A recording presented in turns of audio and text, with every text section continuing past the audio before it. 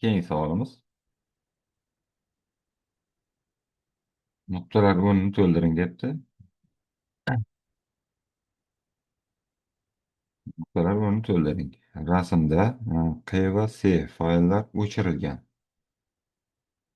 Fragmentlangan fayllar debdi. Yangi U faylini saqlash kerak, ammo u to'rtta sektorni talab qiladi. Demak, to'rtta U fayli bor degani.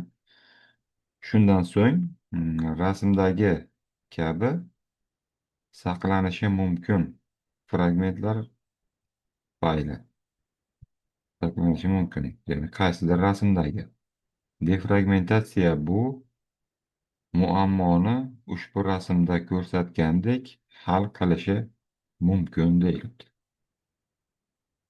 Mhm. Bunaqa defragmentatsiya o'tgan darsda ham biz demak, defragmentatsiya to'g'risida nima hal qildik? Tushuntirib o'tgandim defragmentatsiyani. Defragmentatsiya o'zi nima?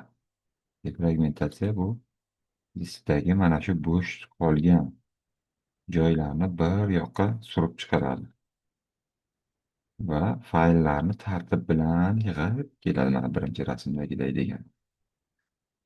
Endi buni ishlash uchun nuqtalar o'rniga javoblarni qo'yish uchun mana bu yerda bor ekan. Demak, shu rasmda Q va C fayllar o'chirilgan.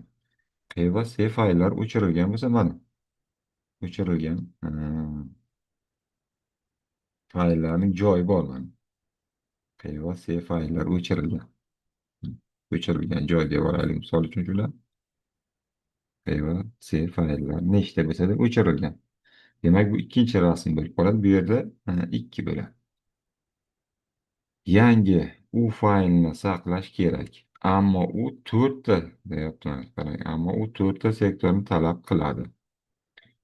Shundan so'ng, demak, keyingi rasm kabi saqlanishi mumkin. Demak, u faylni saqladik, deyapti.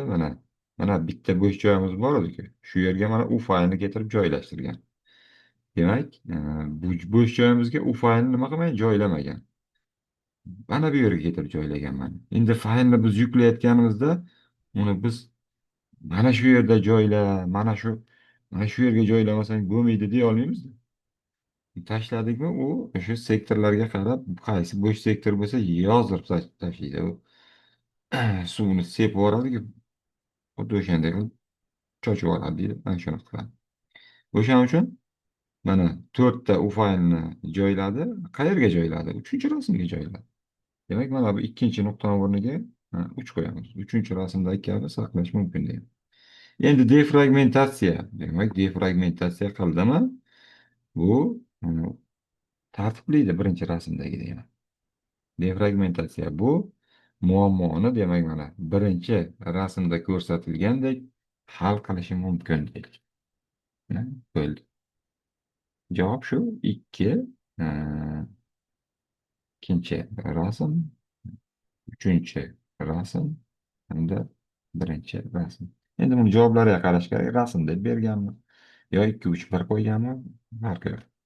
Javob shu bo'ladi.